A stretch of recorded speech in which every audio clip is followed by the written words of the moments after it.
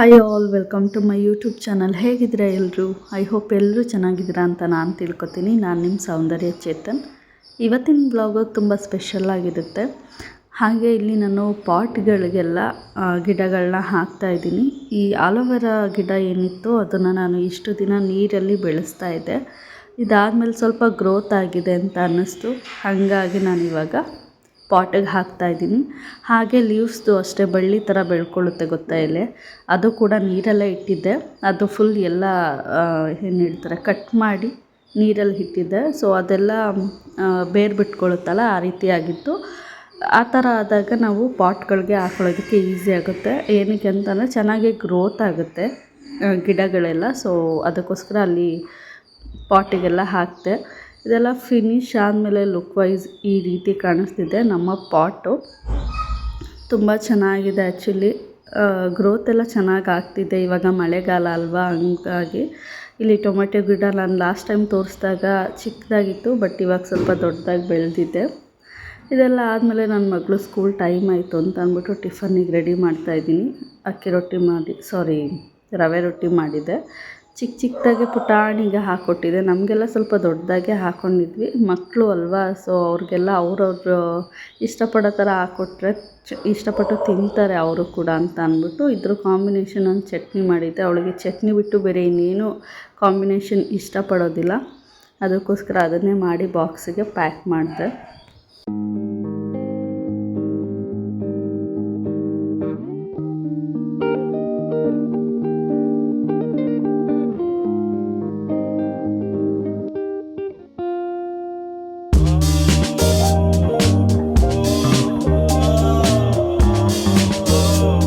ನನ್ನ ಮಗಳಿಗೆ ಸ್ಕೂಲಿಗೆ ಬೇಗ ರೆಡಿ ಮಾಡ್ಕೋಸಿ ಟೈಮ್ ಏನಾದರೂ ಇದ್ದಾಗ ನಾನು ಟಿಫನ್ನ ಬೇಗನೆ ಮಾಡ್ಕೋತೀನಿ. ಇಲ್ಲ ಅಂತ ಅಂದರೆ ನನ್ನ ಮಗಳು ಸ್ಕೂಲ್ಗೆಲ್ಲ ಆದಮೇಲೆ ಸ್ವಲ್ಪ ಮನೇಲಿ ಏನಾದರೂ ಕೆಲಸ ಇದ್ದರೆ ಅದನ್ನು ಮುಗಿಸ್ಕೊತೀನಿ. ಆಮೇಲೆ ನಾನು ಟಿಫನ್ನ ತಿಂತೀನಿ. ನನ್ನ ಮಗಳು ಸ್ಕೂಲ್ಗೆ ಹೋಗ್ತಾ ಇರೋದು ನೋಡಿಬಿಟ್ಟು ನನ್ನ ಮಗ ಕೂಡ ನಾನು ಹೋಗ್ತೀನಿ ಅಂದ್ಬಿಟ್ಟು ಬ್ಯಾಗ್ ಹಾಕ್ಕೊಂಡು ನಿಂತಿದ್ದಾನೆ, ವ್ಯಾನ್ ಬರೋದಕ್ಕೆ ವೆಯ್ಟ್ ಮಾಡಿಕೊಂಡು. ಇದು ಸೆಕೆಂಡ್ ಡೇ ಸ್ಕೂಲ್ ಆಗಿರುತ್ತೆ. ನಾನು ಸ್ವಲ್ಪ ಲೇಟಾಗಿ ಅಪ್ಡೇಟ್ನ ಕೊಡ್ತಾಯಿದ್ದೀನಿ ಅಷ್ಟೇ. ಡೈಲಿ ಸ್ಕೂಲ್ಗೆ ಹೋಗೋದು ಹಾಕೋದಕ್ಕೆ ಅಷ್ಟು ನೋಡಿದ್ರೆ ನಿಮಗೂ ಬೇಜಾರಾಗುತ್ತೆ. ಬಟ್ ಇಲ್ಲಿ ಅವನು ಏನು ಹೇಳ್ತಾರೆ, ನಾಯಿ ಕಂಡ್ರೆ ಅವನಿಗೆ ಭಯನೇ ಇಲ್ಲ. ಹತ್ತಿರ ಹೋಗಿ ಹೊಡೆದ್ಬಿಡ್ಬೇಕಾದ್ರೂ ಬರ್ತಾನೆ, ಅಷ್ಟು ಧೈರ್ಯ ಇದೆ ಅವನಿಗೆ. ನಮಗಂತೂ ಫುಲ್ಲು ಭಯ. ಹೊರಗಡೆ ಬಂದರೆ ನಮ್ಮ ಏರಿಯಾದಲ್ಲಿ ಸಿಕ್ಕಾಪಟ್ಟೆ ನಾಯಿ ಮತ್ತು ಹಂದಿಗಳ ಕಾಟ ಸಿಕ್ಕಾಪಟ್ಟೆ ಇದೆ. ಅದಕ್ಕೋಸ್ಕರ ನಾವು ಹೊರಗಡೆ ಅಷ್ಟು ಮಕ್ಕಳನ್ನ ಬಿಡೋದಕ್ಕೂ ಹೋಗೋದಿಲ್ಲ ನಾನು, ಭಯ ಅಂತ ಅಂದ್ಬಿಟ್ಟು. ಅವ್ನು ಫುಲ್ ರೆಡಿಯಾಗಿ ನಿಂತಿದ್ದಾನೆ, ಬಟ್ ಅವನು ಹೋಗ್ತಿಲ್ಲ. ಹೀಗೆ ಅವ್ನಿಗೆ ಕಳಿಸೋದಕ್ಕಾಗಲ್ಲ, ಇನ್ನೂ ಚಿಕ್ಕ ಹುಡುಗ. ಸುಮ್ಮನೆ ಅವನ್ನ ಬಿಟ್ಟಿರೋದಕ್ಕೂ ನನಗೂ ಆಗೋದಿಲ್ಲ. ಆ್ಯಂಡ್ ಇಲ್ಲಿ ಬರೋದಾದರೆ ಸಂಜೆ ಸ್ನ್ಯಾಕ್ಸಿಗೆ ಅಂತ ಅಂದ್ಬಿಟ್ಟು ಏನಾದ್ರು ಮಾಡಿಕೊಡೋಣ ಅಂತ ಅಂದ್ಬಿಟ್ಟು ಮಾಡ್ತಾಯಿದ್ದೀನಿ. ಇಲ್ಲಿ ಫಸ್ಟು ಅವ್ರಿಗೆ ಹಾಲು ಕಾಯಿಸ್ಕೊಟ್ಬಿಡೋಣ ಅಂತ ಅಂದ್ಬಿಟ್ಟು ಹಾಲು ಕಾಯಿಸ್ಕೊಡೋದಕ್ಕೆ ನಾನು ಶುಗರ್ನ ಆ್ಯಡ್ ಮಾಡ್ತಾಯಿಲ್ಲ, ಇಲ್ಲಿ ಜಾಗ್ರಿ ಪೌಡರ್ನ ಆ್ಯಡ್ ಮಾಡ್ತಾಯಿದ್ದೀನಿ. ಈ ಜಾಗ್ರಿ ಪೌಡರ್ ಏನು ಅಂತಂದರೆ ಬೆಲ್ಲದ ಪುಡಿ ಅಷ್ಟೇ, ಬೇರೆ ಏನೂ ಅಲ್ಲ. ನಾವು ಬೆಲ್ಲನ ಪುಡಿ ಮಾಡಿ ಹಾಕಿ ಹಾಲಲ್ಲಿ ಕೊಡೋದಕ್ಕಿಂತ ಈ ರೀತಿ ಬೆಲ್ಲದ ಪುಡಿನೇ ಸಿಗುತ್ತೆ. ಅದಕ್ಕೋಸ್ಕರ ಇದನ್ನೇ ನಾನು ಪೌಡರ್ನ ಮನೇಲಿ ತಂದಿಟ್ಕೊಂಡಿದ್ದೀನಿ. ನಾನು ಫಸ್ಟು ಹಾರ್ಲಿಕ್ಸ್ ಬಾಕ್ಸ್ನ ಯೂಸ್ ಮಾಡ್ತಿದ್ದೆ, ಅದು ಖಾಲಿ ಇತ್ತು ಅನ್ನೋ ಕಾರಣಕ್ಕೋಸ್ಕರ ಆ ಡಬ್ಬಕ್ಕೆ ಇದನ್ನು ಹಾಕ್ತಾಯಿದ್ದೀನಿ ಜಾಗ್ರಿ ಪೌಡರ್. ನೆಕ್ಸ್ಟು ನಾನು ಗ್ಲಾಸ್ ಕಂಟೈನರ್ಗೆ ಅಥವಾ ಟಪ್ಪರ್ವೇರ್ ಕಂಟೈನರ್ಗೆ ಹಾಕಿ ಎತ್ತಿಡ್ತೀನಿ. ಪ್ಲಾಸ್ಟಿಕ್ ಜಾಸ್ತಿ ಯೂಸ್ ಮಾಡಬಾರ್ದು, ಅದಕ್ಕೋಸ್ಕರ ಇದು ಬಾಕ್ಸ್ ಇತ್ತಲ್ಲ ಅಂದ್ಬಿಟ್ಟು ನಾನು ಇದಕ್ಕೆ ಹಾಕಿ ಎತ್ತಿಟ್ಕೋತಾ ಇದ್ದೀನಿ. ಬೆಲ್ಲ ಕೊಡೋದ್ರಿಂದ ಐರನ್ ಕಂಟೆಂಟ್ ತುಂಬ ಇರುತ್ತೆ. ಮಕ್ಳುಗಳಿಗೆ ತುಂಬ ಒಳ್ಳೆಯದು ಆ್ಯಕ್ಚುಲಿ ಬೆಲ್ಲ. ಮಕ್ಕಳಿಗೆ ಅಂತ ಅಲ್ಲ, ಎಲ್ರಿಗೂ ಬೆಲ್ಲ ತುಂಬಾ ಒಳ್ಳೆಯದು. ಆಗಿನ ಕಾಲದಲ್ಲಿ ಏನು ಗೊತ್ತಾ, ಮನೆಗೆ ಯಾರಾದರೂ ಅತಿಥಿಗಳು ಬರ್ತಿದ್ದಾರೆ ಅಂತ ಅಂದರೆ ಫಸ್ಟು ಅವ್ರಿಗೆ ಕುಡಿಯೋದಕ್ಕೆ ನೀರು ಕೊಟ್ಟು ಜೊತೇಲಿ ಬೆಲ್ಲ ಸ್ವಲ್ಪ ಕೊಡ್ತಿದ್ರಂತೆ. ಏಕೆಂತಂದರೆ ಅವಾಗ ಸುಸ್ತಾಗಿ ಬರ್ತಿದ್ರಲ್ವ, ಅವಾಗೆಲ್ಲ ನಡ್ಕೊಂಡು ಓಡಾಡೋದು ಆ ರೀತಿ ಮಾಡ್ತಿದ್ರಲ್ವ. ಆ ಟೈಮಲ್ಲಿ ಆ ರೀತಿ ಬೆಲ್ಲ ಕೊಟ್ಟರೆ ಅದರಲ್ಲಿ ಐರನ್ ಕಂಟೆಂಟು ಅದೆಲ್ಲ ಇರುತ್ತಲ್ವ. ಸೊ ಅವರು ಎನರ್ಜಿನ ಬೂಸ್ಟ್ ಮಾಡ್ತಿತ್ತಂತೆ. ಎನರ್ಜಿ ಎಲ್ಲ ರಿಚಾಗಿ ಕೊಡ್ತಿದ್ದಂತೆ. ಸೊ ಅದಕ್ಕೋಸ್ಕರ ನನಗೆ ಈ ವಿಷಯ ಗೊತ್ತಾದಾಗಿಂದ ನಾನು ಜಾಗ್ರಿ ಪೌಡರ್ನೇ ನಾನು ಯೂಸ್ ಮಾಡೋದು. ಶುಗರ್ ನಾನು ಯೂಸ್ ಮಾಡ್ತಿದ್ದೆ, ಬಟ್ ಇತ್ತೀಚೆಗೆ ಕೆಲವೊಂದು ವೀಡಿಯೋಸ್ ಎಲ್ಲ ನೋಡ್ತಿದ್ದಾಗ ಶುಗರ್ ಕಂಟೆಂಟ್ ನಮ್ಮ ಬಾಡಿಗೆ ಅಷ್ಟು ಒಳ್ಳೆಯದಲ್ಲ ಆ್ಯಂಡ್ ಅದರಿಂದ ಕ್ಯಾನ್ಸರ್ ಕೂಡ ಬರ್ತಿದೆ ಅಂತ ಗೊತ್ತಾದ ಮೇಲೂ ಗೊತ್ತಿದ್ದು ಯೂಸ್ ಮಾಡೋದು ಎಷ್ಟು ಒಳ್ಳೆಯದು ಅಲ್ವಾ. ಅದಕ್ಕೋಸ್ಕರ ನಾನು ಬಿಟ್ಟು ಹಾಕಿದೆ ಅಷ್ಟೆ. ನಾವೆಲ್ಲ ಬೆಲ್ಲದ ಪುಡಿಲೇ ನಾನು ಅಷ್ಟೇ ಟೀ ಕುಡಿತಾ ಇರೋದು.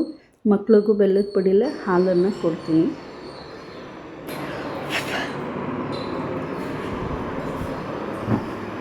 ಸಿಕ್ಕಾಪಟ್ಟೆ ಸೆಕೆ ಇದೆ.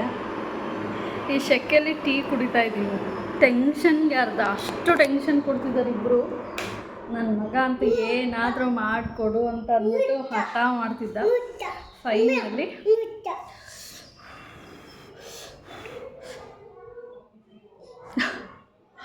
ಹಾಲು ಕಾಯಿಸ್ಕೊಟ್ಟೆ. ಸ್ವಲ್ಪ ಬಟ್ಟೆಗಳೆಲ್ಲ ಒಣಗಾಕಿದ್ದೆ, ಇವಾಗೆಲ್ಲ ಎತ್ತಿಡ್ತಾ ಇದ್ದೀನಿ, ಮಡಚಬೇಕು. ಬೆವ್ತು ಹೋಗ್ಬಿಟ್ಟಿದ್ದೀನಿ. ಫ್ಯಾನ್ ಆನ್ ಮಾಡಿದ್ದೆ, ಸೊ ವಾಯ್ಸ್ ಕೇಳಲ್ಲ ಅಂದ್ಬಿಟ್ಟು ಮತ್ತೆ ಆಫ್ ಮಾಡಿದ್ದೀನಿ. ಅಡುಗೆ ಆಗಿದೆ. ಸೊ ರೈಸು ಕೂಡ ಇದೆ. ಮುದ್ದೆ ಒಂದು ಮಾಡಬೇಕು. ನೈಟು ನನಗೆ ಮುದ್ದೆ ಇಡಲೇಬೇಕು. ಮುದ್ದೆ ಇಲ್ಲಾಂದರೆ ಚಪಾತಿ.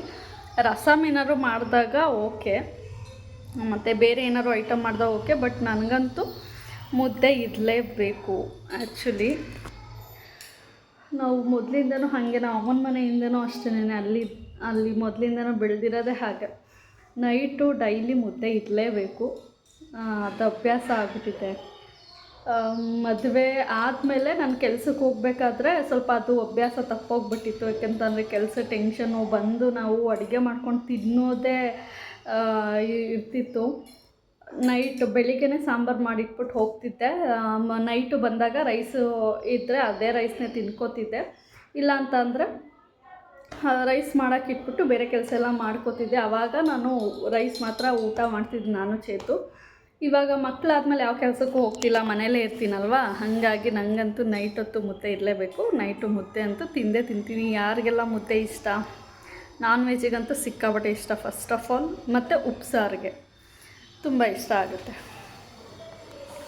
ಈಗ ನನ್ನ ಕೆಲಸ ಮುಗಿಸಿ ಆದರೆ ಸಿಗ್ತೀನಿ, ಇಲ್ಲ ಅಂದರೆ ನೆಕ್ಸ್ಟು ಡೇ ನಾನು ಕಂಟಿನ್ಯೂ ಮಾಡ್ತೀನಿ. ಎಲ್ಲ ಕೆಲಸ ಮುಗಿಸಿ ಸಂಜೆ ಸ್ನ್ಯಾಕ್ಸಿಗೆ ಅಂತ ಅಂದ್ಬಿಟ್ಟು ನಾನು ಹೂಕೋಸಲ್ಲಿ ಈ ರೆಸಿಪಿ ಮಾಡ್ತಾಯಿದ್ದೀನಿ. ತುಂಬ ಚೆನ್ನಾಗಿರುತ್ತೆ. ಮಕ್ಳುಗಳು ತುಂಬ ಇಷ್ಟಪಟ್ಟು ತಿಂತಾರೆ ಅಂತಲೇ ಹೇಳ್ಬೋದು. ಪರ್ಸ್ನಲಿ ನಮಗೆಲ್ಲನೂ ಅಷ್ಟೇ ಇಷ್ಟ ಆಗುತ್ತೆ. ಹೇಗೆ ಮಾಡೋದು ಅಂತ ಅಂದರೆ, ಫಸ್ಟಿಗೆ ನಾನಿಲ್ಲಿ ಒಂದು ಬೌಲಲ್ಲಿ ಮೈದಾ ಹಿಟ್ಟನ್ನು ತೊಗೊಂಡಿದ್ದೀನಿ. ಹಾಗೆ ಇಲ್ಲಿ 1 ಸ್ಪೂನಷ್ಟು ಚಿಲ್ಲಿ ಪೌಡರು, ಜೊತೆಗೆ ಮುಕ್ಕಾಲು ಸ್ಪೂನಷ್ಟು ಧನಿಯಾ ಪುಡಿ, ಅರ್ಧ ಸ್ಪೂನಷ್ಟು ಗರಂ ಮಸಾಲ, ಹಾಗೆ ಸ್ವಲ್ಪ ಅರಿಶಿನ, ಜೊತೆಗೆ ರುಚಿಗೆ ತಕ್ಕಷ್ಟು ಉಪ್ಪು, ಇಷ್ಟನ್ನು ಹಾಕ್ಕೊತಾ ಇದ್ದೀನಿ. ಇಷ್ಟನ್ನು ಹಾಕ್ಕೊಂಡು ಕ್ಲೀನಾಗೆ ಮಿಕ್ಸ್ ಮಾಡ್ಕೋಬೇಕಾಗತ್ತೆ. ಈ ರೀತಿ ನೀರು ಹಾಕ್ಕೊಂಡು ಮಿಕ್ಸ್ ಮಾಡೋದಕ್ಕಿಂತ ಫಸ್ಟು ಈ ರೀತಿ ಪೌಡ್ರೆಲ್ಲ ಹಾಕಿ ಮಿಕ್ಸ್ ಮಾಡಿದ್ರೆ ಕ್ಲೀನಾಗೆ ಮಿಕ್ಸ್ ಆಗಿರುತ್ತೆ. ಇದಾದಮೇಲೆ ನಾನು ಇದಕ್ಕೆ ನೀರನ್ನು ಆ್ಯಡ್ ಮಾಡ್ತಾಯಿದ್ದೀನಿ. ನೀರಿನ ಕನ್ಸಿಸ್ಟೆನ್ಸಿ ನೋಡಿಕೊಂಡು ಆ್ಯಡ್ ಮಾಡ್ಕೊಳ್ಳಿ. ಇಲ್ಲಿ ಫಸ್ಟಿಗೆ ನೀರು ಹಾಕಬೇಕಾದ್ರೆ ಅದು ನಾನು ವೀಡಿಯೋ ರೆಕಾರ್ಡಲ್ಲಿ ಆನಲ್ಲಿ ಇಟ್ಟಿರಲಿಲ್ಲ, ಆಮೇಲೆ ನೋಡ್ತಾ ಇದ್ದೀನಿ ಆಫಲ್ಲಿ ಆಗಿಬಿಟ್ಟಿದೆ ಅಂತ. ಇಲ್ಲಿ 1-2 ಗ್ಲಾಸಷ್ಟು ನಾನು ನೀರನ್ನು ಹಾಕ್ಕೊತಾ ಇದ್ದೀನಿ. ಈ ರೀತಿ ಹಾಕ್ಕೊಂಡು ಕ್ಲೀನಾಗೆ ಮಿಕ್ಸ್ ಮಾಡಿಕೊಂಡು, ಏನು ಹೇಳ್ತಾರೆ, ಬಜ್ಜಿ ಬೋಂಡಾಗೆಲ್ಲ ಹೇಗೆ ನಾವು ಕನ್ಸಿಸ್ಟೆನ್ಸಿ ನೋಡ್ಕೋತೀವಿ ಆ ರೀತಿ. ಬಟ್ ಅಷ್ಟು ತಿಕ್ಕಾಗಿರೋದೇನು ಬೇಡ, ಸ್ವಲ್ಪ ತೆಳ್ಳಗಿದ್ರೂ ಓಕೆನೆ. ಸಿಕ್ಕಾಪಟ್ಟೆ ತೆಳ್ಳಗೂ ಮಾಡ್ಕೊಳಕ್ಕೆ ಹೋಗಬೇಡಿ. ಈ ರೀತಿ ಮಾಡಿಕೊಂಡು ನಾನಿಲ್ಲಿ ಹೂಕೋಸನ್ನ ಬಿಸಿನೀರಲ್ಲಿ ಮತ್ತು ಉಪ್ಪನ್ನು ಹಾಕ್ಬಿಟ್ಟು ಕ್ಲೀನಾಗೆ ತೊಳ್ಕೊಂಡಿದ್ದೀನಿ. ಅದನ್ನು ಇದಕ್ಕೆ ಹಾಕ್ಕೊತಾ ಇದ್ದೀನಿ. ಇವಾಗ ಹುಳ ಎಲ್ಲ ಇರುತ್ತೆ, ಮಕ್ಳುಗಳಿಗೆ ತಿನ್ನಿಸ್ತಾ ಇರ್ತೀನಿ ಅಂತ ಏನಾದರೂ ಇದ್ದರೆ ನೀವು ಕ್ಲೀನಾಗೆ ಚೆಕ್ ಮಾಡಿ ಹಾಕ್ಕೊಳ್ಳಿ. ಯಾಕೆಂತಂದರೆ ಹೂಕೋಸಲ್ಲಿ ಹುಳಗಳು ಇದ್ದೇ ಇರುತ್ತೆ. ಅದಕ್ಕೋಸ್ಕರ ಈ ರೀತಿ ಹಾಕ್ಕೊಂಡು ಕ್ಲೀನಾಗೆ ಮಿಕ್ಸ್ ಮಾಡಿ ನಾನು ಒಂದು 15 ಮಿನಿಟ್ಸ್ ಆರ್ 10 ಮಿನಿಟ್ಸ್ ನಾನು ಇದನ್ನು ಸೈಡಿಗೆ ಇಡ್ತಾಯಿದ್ದೀನಿ. ನೆಕ್ಸ್ಟ್ ಇದಾಗಿದೆ, ನಾನು ಗ್ಯಾಸ್ ಸ್ಟವ್ ಮೇಲೆ ಎಣ್ಣೆನ ಕಾಯೋದಕ್ಕೆ ಅಂತ ಇಟ್ಟಿದ್ದೀನಿ. ಈ ರೀತಿ ನೆನೆಯೋದಕ್ಕೆ ಬಿಟ್ಟರೆ ಮಸಾಲೆ ಎಲ್ಲ ಸ್ವಲ್ಪ ಹೂಕೋಸಿಗೆಲ್ಲ ಹಿಡ್ದಿರುತ್ತೆ ಅನ್ನೋ ಕಾರಣಕ್ಕೋಸ್ಕರ ಅಷ್ಟೇ. ಅಲ್ಲೇ ಮಾಡಿ ಅಲ್ಲೇ ಹಾಕ್ಬೋದು, ಅದು ಏನು ತೊಂದರೆ ಇಲ್ಲ. ಈ ರೀತಿ ನಾನು ಒಂದೊಂದನ್ನೇ ಹಾಕ್ಕೊತಾ ಇದ್ದೀನಿ.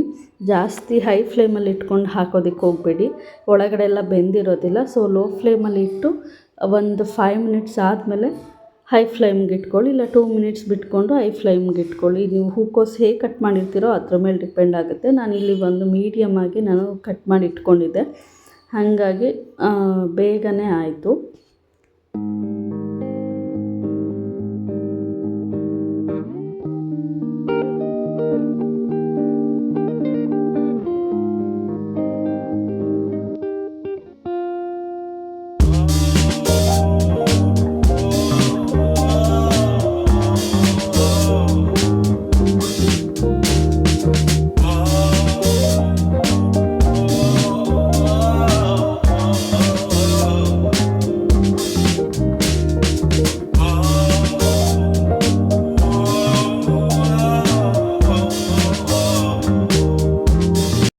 ಮಧ್ಯದಲ್ಲಿ ನಾವು ಈ ರೀತಿ ಎರಡೂ ಕಡೆನೂ ಬೇಯಿಸ್ಕೋಬೇಕಾಗುತ್ತೆ.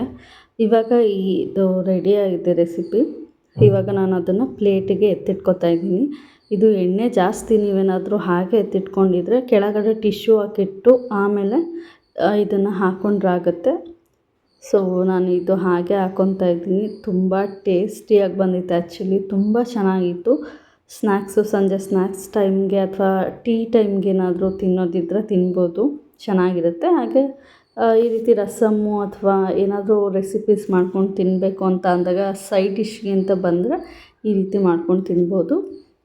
ಒಂಥರ ಡ್ರೈ ಗೋಬಿ ಅಂತಲೇ ಹೇಳ್ಬೋದು, ಆ ರೀತಿ ಆಗಿತ್ತು. ತುಂಬ ಚೆನ್ನಾಗಿತ್ತು. ನನ್ನ ಮಗ ಇನ್ನೂ ಬೇಕು ಅಂತ ಕೇಳಿ ಹಾಕಿಸ್ಕೊಂಡು ತಿಂದಿದ್ದ. ನನಗಂತೂ ತುಂಬಾ ಇಷ್ಟ ಆಯಿತು. ಈ ರೆಸಿಪಿ ನಿಮಗೂ ಇಷ್ಟ ಆಗಿದ್ರೆ ನೀವು ಒಂದ್ಸಲ ಟ್ರೈ ಮಾಡಿ. ಎಷ್ಟು ಸಾಫ್ಟಾಗಿದೆ ಒಳಗಡೆ, ಹೊರಗಡೆ ಕ್ರಿಸ್ಪಿಯಾಗಿದೆ. ತಿನ್ನೋದಕ್ಕೆ ಅಷ್ಟು ತುಂಬ ಟೇಸ್ಟಿಯಾಗೂ ಕೂಡ ಇರುತ್ತೆ.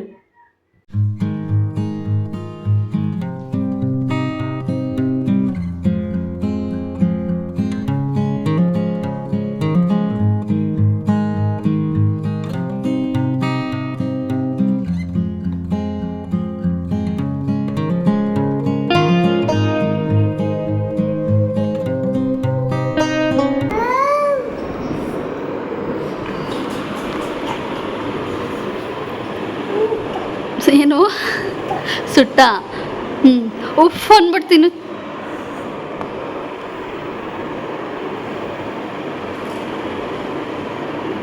ಹೆಂಗಾಯ್ತಲ್ಲ ಶ್ವಿಕ್? ಚೆನ್ನಾಯ್ತಾ? ಟಿ ವಿ ಆಮೇಲೆ ನೋಡುವಂತೆ. ಹೆಂಗಾಯ್ತು ಹೇಳು? ಯಮ್ಮಿ, ವಾವ್ ಶ್ವಿಕ್, ಐ ಲವ್ ಯು.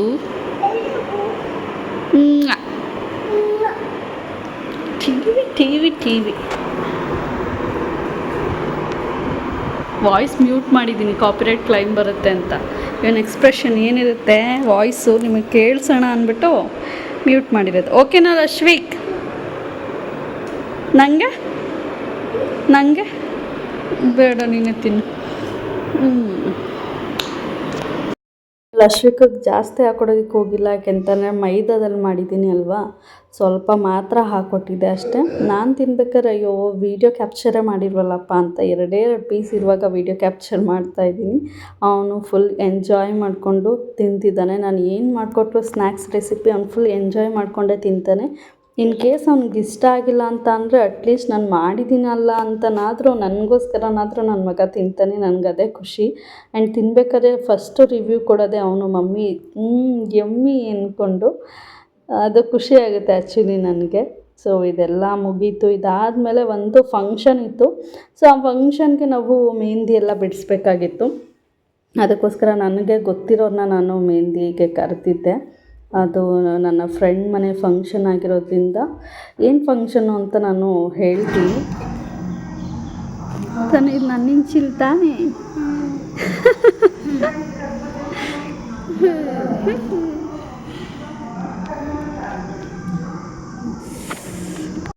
ಇದು ಆ್ಯಕ್ಚುಲಿ ಮೆಚ್ಯೂರ್ಡ್ ಫಂಕ್ಷನ್ ಆಗಿರೋದ್ರಿಂದ ಅದರದ್ದು ಇನ್ನೂ 2 ಡೇಸ್ ಬ್ಯಾಕೆ ನಾನು ಕೋನ್ನ ಬಿಡಿಸಿದ್ದೆ. ಏನಕ್ಕೆ ಅಂತ ಅಂದರೆ ಅವಳು ಬ್ಯುಸಿ ಆಗಿರ್ತಾಳೆ, ಮತ್ತು ಅದರ ಹಿಂದಿನ ದಿನ ಫಂಕ್ಷನ್ ಏನಿದೆ ಅದರ ಹಿಂದಿನ ದಿನ ಅವರು ಸೂತ್ಕೊ ತೊಗೋಬೇಕಾಗಿತ್ತು. ಹಾಗೆ ಆವಾಗೂ ಕೂಡ ಮನೇಲಿ ಕೆಲಸ ಇರುತ್ತೆ, ಮತ್ತು ಅವಳು ಕೂಡ ಫ್ರೀ ಇರೋದಿಲ್ಲ ಫಂಕ್ಷನ್ ದಿನ ಅಂತ ಅಂದ್ಬಿಟ್ಟು ಹೋಮ ಎಲ್ಲ ಮಾಡ್ತಾರಂತೆ ಅವ್ರ ಕಡೆ. ಅದಕ್ಕೋಸ್ಕರ ನಾವು ಶುಕ್ರವಾರನೇ ಬಿಡಿಸಿದ್ದು, ಭಾನುವಾರ ಇದ್ದಿದ್ದು ಫಂಕ್ಷನ್ನು. ಟಾರ್ ರೋಡ್ ಬತ್ತಾದೆ, ಟಾರ್ ರೋಡು ಅಲ್ಲಾಡ್ಬೇಡ ಕಡೆ. ಅಯ್ಯೋ ಮಗ ಗಾಡಿಗಳು ಚೆನ್ನಾಗಿ ಓಡಾಡ್ತಿ ನೋಡಿ ನಿನ್ನ ಬೈಕ್ ಹೋಗೋಂಗೆ ಕರೆಕ್ಟಾಗಿ ಹಾಕೋರೆ ತೋರಿಸು ನೋಡು. ಇದು ಇನ್ನೊಂದು ಬತ್ತ ನೈಸ್ ರೋಡು ನೋಡೋಣ. ಇದಕ್ಕೊಂದು ಹೆಸರು ಮಾಡಿಬಿಡೋಣ. NS42 ಏನು ಊಟ ಮಾಡೋದನ್ನ 24 21 ಅಂತ ಹೇಳು. ಮಾಡೋದು ಫೋಟೋ ತೆಗೆದು ಕಳಿಸು. ತನು ಹಾಯ್ ಹಾಯ್ ಮಾಡು ಅಂದರೆ ಹೈ ಅಂತೆ. ಬಂಗಾರಿ ಹಾಯ್ ಮಾಡ್ಬಿಡ ಅಂತ.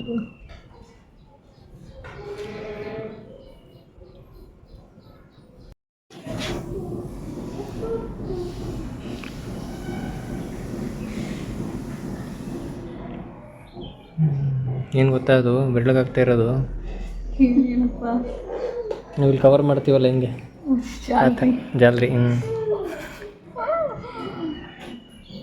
ಸೋನು ಯಾವ ವಾರ ಇವತ್ತು? ಶುಕ್ರವಾರ ಆದರೂ ನೆನೆ ನಾನು ಮಾಂಸ ತಿಂದಿದ್ದ ಮತ್ತೆ ಮೂಳೆ ತೆಗ್ಲಾಕೊಂಡಿರೋ ಥರ ಆಗ್ತಿದ್ಯಾ?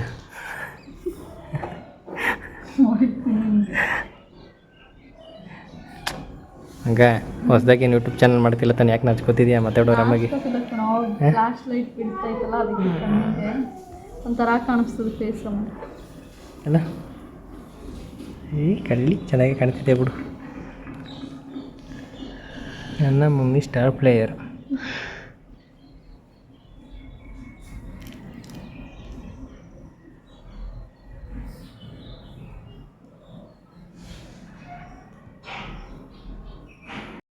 ಫೈನಲ್ ಲುಕ್ ಹೇಗಿದೆ ಅಂತ ನೋಡಿ. ಸಿ ಅಂದರೆ ಚೇತನ್, ಎಸ್ ಅಂದರೆ ಸೌಂದರ್ಯ. ನಾನು ಕೋನ್ ಬಿಡಿಸ್ಕೊಂಡಾಗೆಲ್ಲ ನನ್ನನ್ನು ಮತ್ತು ಚೇತು ಇನ್ಶಿಲ್ನ ನಾನು ಹಾಕಿಸ್ಕೋತೀನಿ. ಅದು ಆ್ಯಕ್ಚುಲಿ ಪರ್ಸ್ನಲಿ ಚೇತುಗದು ಇಷ್ಟ ಅನ್ನೋ ಕಾರಣಕ್ಕೋಸ್ಕರ. ಹಾಗೆ ನನಗೂ ಇಷ್ಟ ಇಲ್ಲ ಅಂತ ಅಲ್ಲ, ಬಟ್ ಅವ್ರು ತುಂಬ ಇಷ್ಟಪಡ್ತಾರೆ. ಹಾಗೆ ಫೈನಲ್ ಲುಕ್ ಈ ರೀತಿ ಇದೆ. ನನಗೆ ಅವಳೇ ಸೆಲೆಕ್ಟ್ ಮಾಡಿದ್ದು, ಅಂದರೆ ನನ್ನ ತಂಗಿ ಫ್ರೆಂಡ್. ಆ್ಯಕ್ಚುಲಿ ನನ್ನ ತಂಗಿ ಮದುವೆ ಟೈಮಲ್ಲಿ ನಾನು ಮೇಕಪ್ ಆರ್ಟಿಸ್ಟಿಗೆ ಅಂತ ಹೇಳಿದ್ದೆ ಅಲ್ವಾ, ನನ್ನ ಮೇಕಪ್ಪಿಗೋಸ್ಕರ ಅಂತ. ಅವರು ನಂಗೆ ಸಜೆಸ್ಟ್ ಮಾಡಿದ್ದು ಇವರು. ಅದಾದಮೇಲೆ ಗೊತ್ತಾಗಿತ್ತು ಇವರು ಐಶು ಫ್ರೆಂಡ್ ಅಂತ. ನೆಕ್ಸ್ಟ್ ಫಂಕ್ಷನ್ ಇದೇ ಆಗಿರೋದ್ರಿಂದ ನಾನು ಇಲ್ಲಿ ಇವರು ಬಿಡಿಸ್ತಿದ್ದೆ, ಹಾಗೆ ನಾನು ಕೂಡ ಬಿಡಿಸ್ಕೊಂಡೆ. ಜೊತೆಗೆ ಇಲ್ಲಿ ಅವಳಿಗೆ ನಾನು ಗಿಫ್ಟ್ ಮಾಡ್ತಿರೋದೇನು ಅಂತ ಅಂದರೆ ಈ ರೀತಿ ಪಿಂಗಾಣಿದು ಕಪ್ಪನ್ನ ಕೊಡ್ತಾಯಿದ್ದೀನಿ. ಏಕೆಂತಂದರೆ ಅವಳಿಗೆ ಕಾಫಿ ಜಾಸ್ತಿ ಕೊಡ್ತಾರೆ ಅಲ್ವಾ ಈ ಟೈಮಲ್ಲಿ. ಸೊ ಅವಳು ಗ್ಲಾಸಲ್ಲಿ ಕುಡಿತಾ ಇದ್ಲು, ಅದನ್ನು ನೋಡಿದೆ. ಆ್ಯಂಡ್ ಅವಳಿಗೆ ಈ ರೀತಿ ಎಲ್ಲ ಕ್ಯೂಟಾಗಿ ಕೊಟ್ಟರೆ ಇಷ್ಟ ಆಗುತ್ತೆ ಅಂತ ಅಂದ್ಕೊಂಡಿದ್ದೀನಿ. ಹಾಗೆ ಬ್ಯಾಗ್ ಕೂಡ ಕೊಡ್ತಾಯಿದ್ದೀನಿ. ಹೊರಗಡೆ ಎಲ್ಲ ಓಡಾಡ್ತಾಳಲ್ವ, ಆವಾಗ ಈ ಬ್ಯಾಗ್ ಅವಳಿಗೆ ಕ್ಯಾರಿ ಮಾಡೋದಕ್ಕೆ ಇಷ್ಟ ಆಗುತ್ತೆ ಅಂತ ಅಂದ್ಕೊಂಡಿದ್ದೀನಿ. ಕ್ಯೂಟಾಗಿ ಕೂಡ ಕಾಣಿಸ್ತಿದ್ದೆ. ನೋಡಿದ ತಕ್ಷಣ ಇಷ್ಟ ಆಯಿತು ಆ್ಯಕ್ಚುಲಿ ಚೇತುಗಿದ್ದು. ನಾನು ಕಪ್ಪನ್ನು ನಾನು ಇಷ್ಟಪಟ್ಟು ನಾನು ಅದನ್ನು ತೊಗೊಂಡೆ. ಆಮೇಲೆ ಇನ್ನೇನು ಗಿಫ್ಟ್ ಕೊಡ್ಬೋದು ಅಂತ ಯೋಚನೆ ಮಾಡಿದಾಗ ಬ್ಯಾಗನ್ನು ನಾನು ಸೆಲೆಕ್ಟ್ ಮಾಡಿಕೊಂಡೆ. ಏನಕ್ಕೆ ಅಂದರೆ ಅವಳ ಹತ್ರ ಆಲ್ರೆಡಿ ಎಲ್ಲನೂ ಇದೆ, ಅವಳ ಹತ್ರ ಏನು ಇಲ್ಲ ಅನ್ನೋ ಹಾಗಿಲ್ಲ, ಪ್ರತಿಯೊಂದು ಇದೆ. ಬಟ್ ಈ ರೀತಿ ಬ್ಯಾಗು ನನ್ನ ಪ್ರಕಾರ ಅವಳ ಹತ್ರ ಇರಲಿಲ್ಲ ಅಂತ ನಾನು ಗೆಸ್ ಮಾಡಿ ನಾನು ಇದನ್ನು ಕೊಡ್ತಾಯಿದ್ದೀನಿ. ಅವ್ರ ಮನೆಯವರೆಲ್ಲ ಜ್ಯುವೆಲರಿ ಎಲ್ಲ ಗಿಫ್ಟ್ ಮಾಡಿದ್ರು, ಬಟ್ ನಾವು ಅಷ್ಟೆಲ್ಲ ಕೊಡೋದಕ್ಕೆ ಆಗೋದಿಲ್ಲ. ಈ ಕ್ಯೂಟಾಗಿರೋದನ್ನು ನಾನು ಅವಳಿಗೆ ಪ್ರೆಸೆಂಟ್ ಮಾಡ್ತಾಯಿದ್ದೀನಿ. ಇವತ್ತಿನ ಬ್ಲಾಗ್ ನಿಮ್ಗೆ ಇಷ್ಟ ಆಗಿದ್ರೆ ಲೈಕ್, ಶೇರು, ಕಮೆಂಟ್ ಮಾಡೋದನ್ನು ಮರಿಬೇಡಿ. ನೆಕ್ಸ್ಟ್ ಬ್ಲಾಗಲ್ಲಿ ಸಿಗ್ತೀನಿ ಅಂತ ಹೇಳ್ತಾ take care guys, love you all, bye bye.